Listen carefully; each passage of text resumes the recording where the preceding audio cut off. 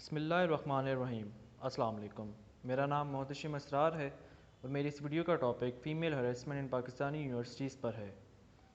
जैसा कि आप लोग समझ ही गए होंगे कि फ़ीमेल हरेसमेंट का मतलब क्या होता है, लेकिन फिर भी मैं इसको डिफ़ाइन करता चलूँ कि जब भी हमारी माँ बहनें बेटियाँ हमारे किसी अमल से ख़ुद को इनसिक्योर फ़ील करना शुरू हो जाएँ तो उसको हम फ़ीमेल हरेसमेंट का नाम देते हैं, जो कि इंतहाई गलत चीज़ है।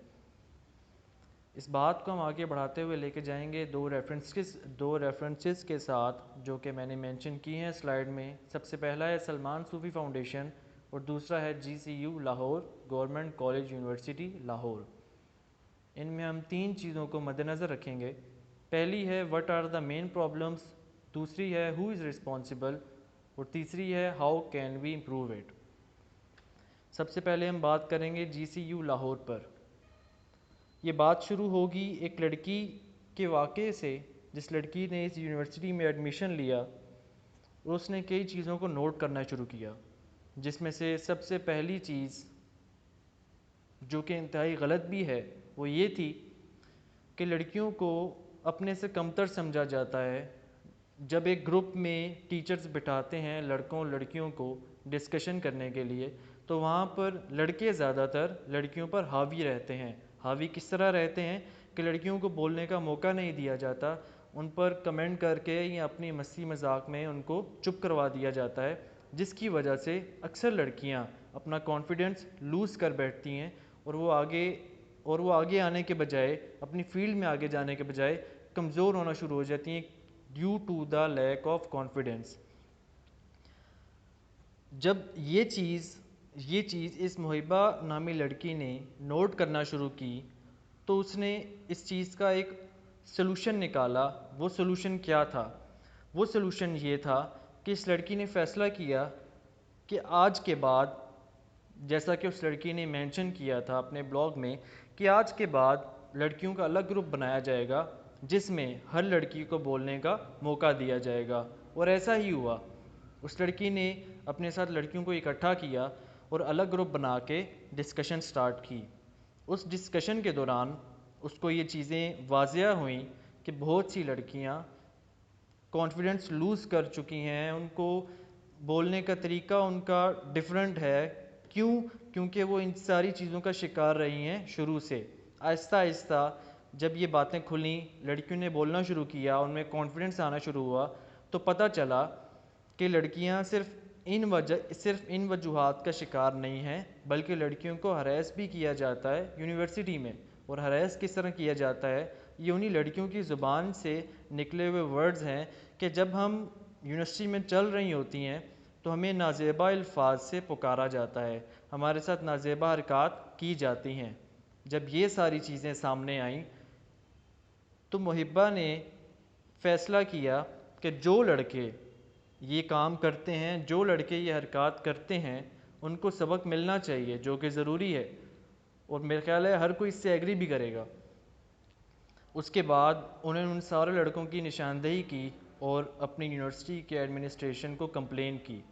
उसका रिज़ल्ट ये आया कि उस एडमिनिस्ट्रेशन ने उन सारे लड़कों को एक बेहतरीन कार्रवाई के बाद एक्सपेल कर दिया यूनिवर्सिटी से। ये उन लड़कियों की ज़िंदगी की पहली बड़ी जीत थी, जो कि बहुत अच्छा स्टेप था उनके फ्यूचर के लिए। उसके बाद मुहिब्बा ने इस मसले को सॉल्व करने के लिए एक अपनी फ़ाउंडेशन बनाई, अपनी एक दोस्त मारिया के साथ मिलकर। उस फाउंडेशन का नाम रखा गया वुमेंस कलेक्टिव। वुमेंस कलेक्टिव, इसका मेन मतलब तो ये है कि सारी लड़कियां इकट्ठे होकर एक दूसरे के लिए हमेशा स्टैंड लेंगी और जहाँ पे किसी लड़की को कोई मुश्किल पेश आएगी, उस लड़की के साथ खड़ा होगा हर कोई। और क्योंकि बेसिकली ये लड़कियों ने आपस में मिल के बनाया था, सिर्फ इस वजह से ताकि फ़ीमेल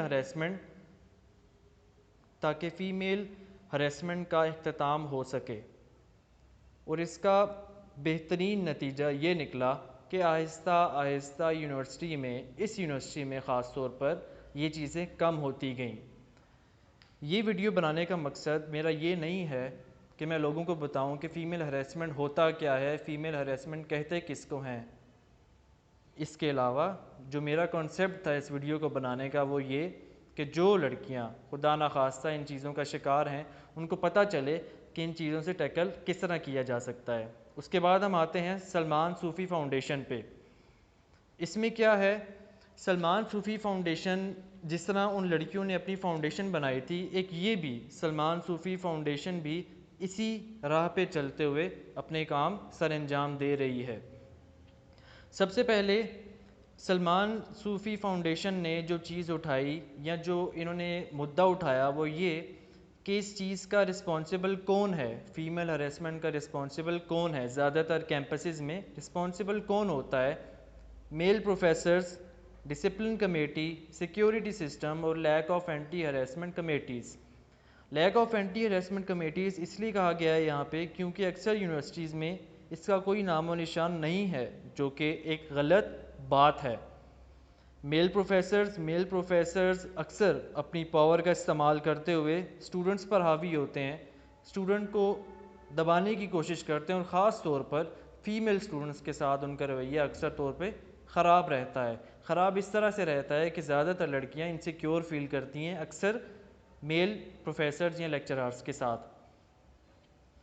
डिसिप्लिन कमेटी, अक्सर लड़कियां, कई जगह पर यह बयान हुआ है कि अक्सर लड़कियां जो अपनी शिकायत लेके डिसिप्लिन कमेटी तक पहुंचती हैं तो उनको पता चलता है कि जो लोग हैं वो सिर्फ प्रोफेसर्स या लेक्चरर्स नहीं हैं, अक्सर जो गंदे कीड़े हैं वो डिसिप्लिन कमेटी में भी मौजूद होते हैं, इसी तरह एडमिनिस्ट्रेशन में भी पाए जाते हैं। सिर्फ एक जगह का मसला नहीं है ये। और उसके बाद अक्सर लड़कियों का कहना ये होता है कि अगर वो अपनी आवाज़ उठाएं और अपने मसले बताएं, सोशल इशू जो उनका अपना चल रहा है अगर वो ये चीज़ बताएं तो सिक्योरिटी सिस्टम्स हैक हो सकते हैं। ये उन लड़कियों की सोच है कि सिक्योरिटी सिस्टम्स हैक हो सकते हैं, ये इन्फॉर्मेशन लीक हो गई या ये उनके बारे में बात लीक हो गई तो उनको शर्मिंदगी का सामना करना पड़ेगा। हालांकि ऐसा होना नहीं चाहिए, लेकिन अक्सर लड़कियां इस वजह से खामोश रहती हैं। सलमान सूफ़ी फाउंडेशन ने इस चीज़ को ख़त्म करने का एक बेहतरीन हल निकाला जिसको हम कहेंगे कि 3 टायर प्रोसेस। ये इमेज में भी ये सारी चीज़ शो हो रही है, जिसमें ये है कि अगर आप कैंपस के अंदर हरेस होते हो तो आप एक ईमेल सेंड कर सकते हो safecampus@salmansufifoundation.org पर। उसके बाद एक फॉर्म आपको वापस सेंड होगा जिसमें आप अपनी न्यू ईमेल डालोगे for security reasons. Then second step पे आते हैं, वो कंप्लेन फॉरवर्ड कर दी जाएगी यूनिवर्सिटी वालों को। उसके बाद यूनिवर्सिटी वालों को टाइम दिया जाएगा, उस टाइम के अंदर अंदर उन्होंने उस मुजरिम को आइडेंटिफाई करना है जिसने ये नाजेबा हरकत की है। अगर तो वो कर सके तो ठीक है, और अगर वो इस चीज़ में नाकाम रहे तो उनके कैंपस को अनसेफ कैंपस के मार्क से वो अपने सारे सोशल पेजेस पे पोस्ट कर देंगे।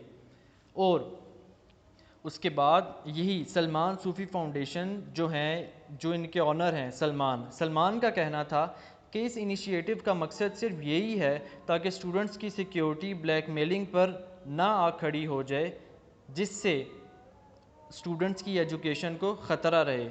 इसी तरह कराची कोरंगी में एक लड़की का कहना था कि उसे प्राइवेट यूनिवर्सिटी में हेड ऑफ डिपार्टमेंट ने बुलाया और उससे कहा कि अगर उसने अपने साथ होने वाले इंसिडेंट के बारे में बात करना बंद ना की तो उसके ख़िलाफ़ डिसिप्लिन कमेटी बिठाई जाएगी। इसी लड़की ने बताया कि मेल प्रोफेसर्स क्लास में नामुनासिब रिमार्क्स पास करते हैं अपनी फ़ीमेल स्टूडेंट्स पर और क्लास टाइमिंग्स के बाद अपने रूम में बुलाकर नाजेबा हरकत करने की कोशिश करते हैं।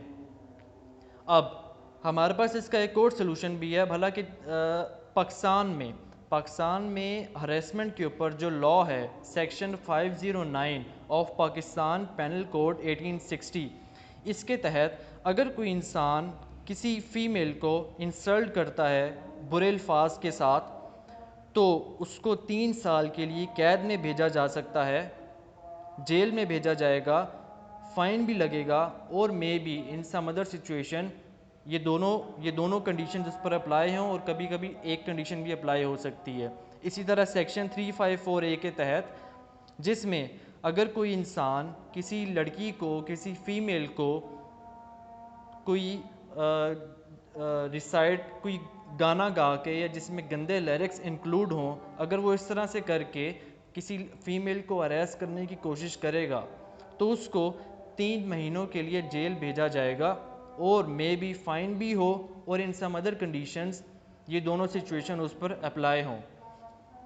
ये हमारा इस टॉपिक पर बात करने का मेन मकसद यही था, लोगों को बताना है कि अगर ऐसी कंडीशन आप पर आ जाए तो आपको क्या करना चाहिए। चुप करके नहीं बैठना घरों में, या चुप करके नहीं बैठ जाना कि बस ठीक है यही हमारी किस्मत है। नहीं, ऐसा नहीं होता, ये किस्मत नहीं है, हर इंसान अपनी किस्मत खुद बदलता है। और ये वीडियो बनाने का मकसद यही था कि आप लोग जान लो, क्योंकि हमारे पास टाइम कम था, ज़्यादा मटेरियल कवर नहीं कर सकते, लेकिन जितना कवर कर पाए हैं उसके मुताबिक बात कर रहा हूँ कि लोग ये जान लें कि ऐसा नहीं है कि हरेस करते रहेंगे वो फीमेल्स को। इस दुनिया में जितनी बहुत से लोग हैं, बहुत सी औरतें हैं, बहुत सी हमारी माएँ बहनें, लड़कियाँ, बहुत सी बेटियाँ हैं जो इस बात की वजह से खामोश रहती हैं कि कहीं उन्होंने अपना बोल दिया, अपने बारे में उन्होंने बता दिया कि उनके साथ क्या क्या हुआ है, किस किस जगह पे किस किस इंसान ने उनके साथ गलत बात या गलत हरकत की है, तो कहीं उनको शर्मिंदगी का मुंह ना देखना पड़े। तो ऐसा नहीं है। अल्लाह पाक सबको हिदायत दें। और आज के लिए बस इतना ही था। Thank you so much.